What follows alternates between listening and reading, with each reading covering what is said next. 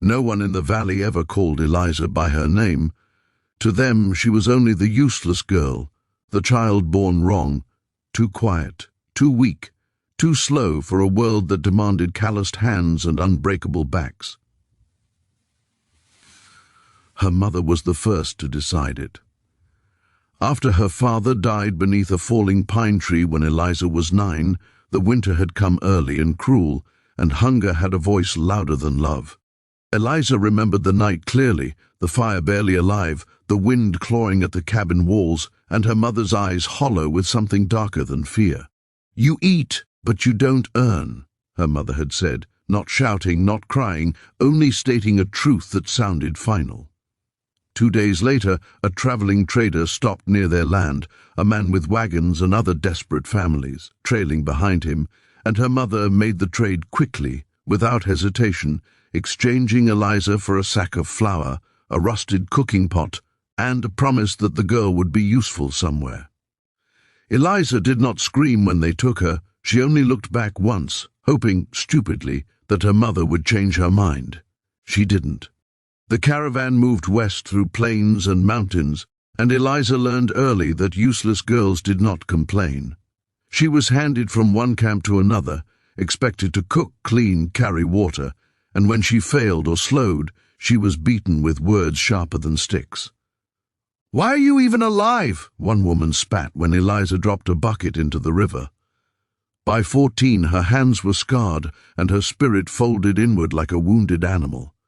The caravan eventually settled near the mountain edges, a harsh land where snow stayed longer than mercy, and it was there that Eliza's worth was measured one last time. During a brutal winter crossing, she collapsed in the snow, her legs refusing to carry her any further. The caravan leader didn't stop the wagons. "Leave her," he said. "Dead weight kills everyone." Someone threw her a thin shawl, more to ease their conscience than to save.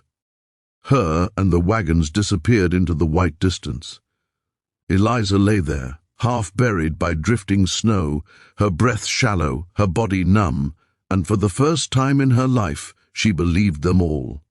She was useless.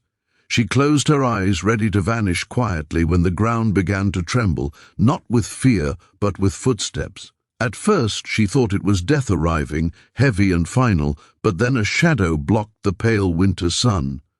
A man stood over her, taller than any she had ever seen, broad as the mountain itself, wrapped in animal furs, his beard wild, his presence terrifying. In one hand he carried an axe, its blade darkened by use, and for a moment Eliza was certain this was how she would end, killed by a mountain savage no one would ever mourn. But the man didn't raise the axe. He crouched instead, studying her face as if she were something rare, not discarded.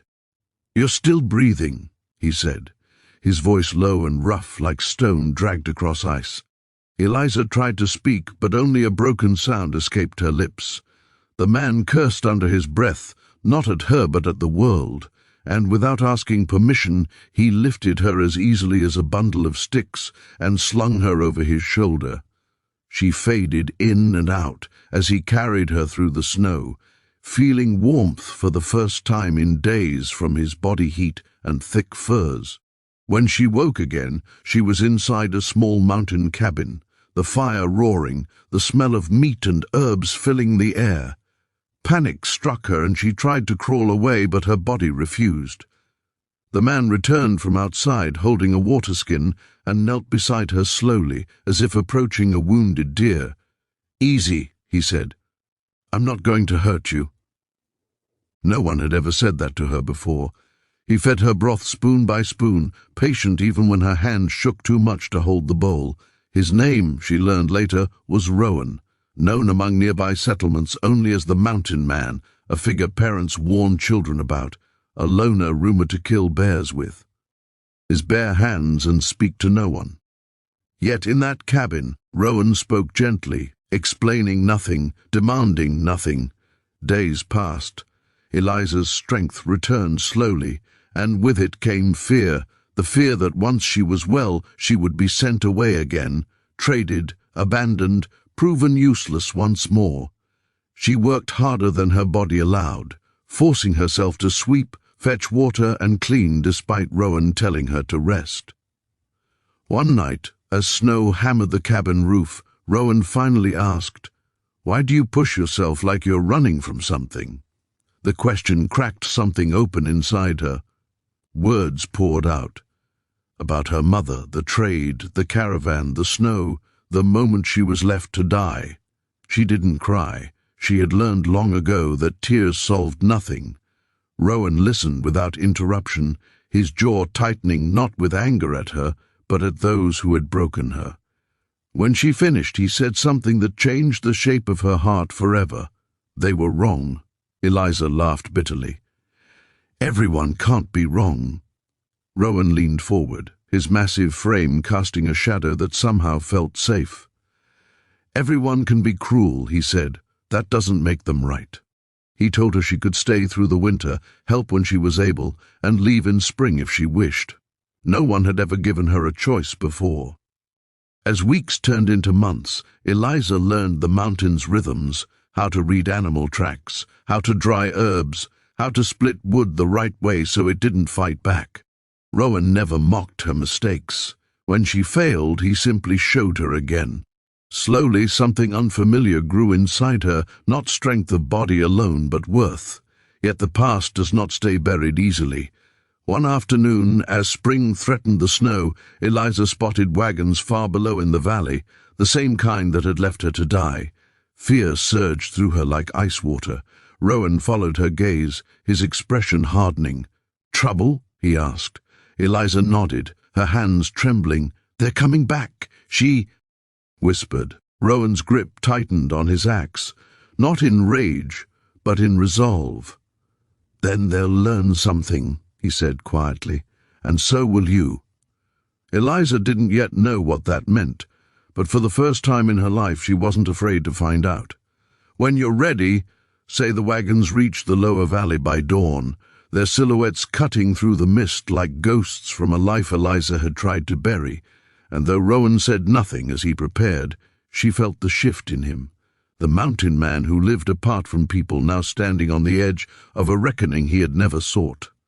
He sharpened his axe slowly, not because he expected violence, but because preparation was how he faced the world, and Eliza watched him with a heart torn between fear and something new and dangerous, hope. "You don't have to face them," Rowan said at last, his back turned as he checked his rifle. "They'll pass. Most people do."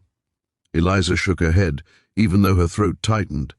"They already passed through my life once," she said. "They don't get to do it again without seeing me." Rowan studied her for a long moment, as if measuring not her strength but her resolve, then nodded once. Together they walked down toward the valley, the mountains standing behind them like silent witnesses. When the caravan recognized Rowan, whispers rippled through the camp. Stories had traveled faster than wagons, tales of a giant who lived alone and answered to no one. Then someone saw Eliza. At first they didn't recognize her. She stood straighter now, her eyes clear, her hands steady. But recognition came like a knife. The caravan leader laughed. "The dead girl lives," he said. "Looks like you finally became useful to him." Eliza felt the old shame rise, but it didn't own her anymore. Rowan stepped forward, his voice calm and terrible. "You left her to die." The leader shrugged. "We left weight behind. That's survival."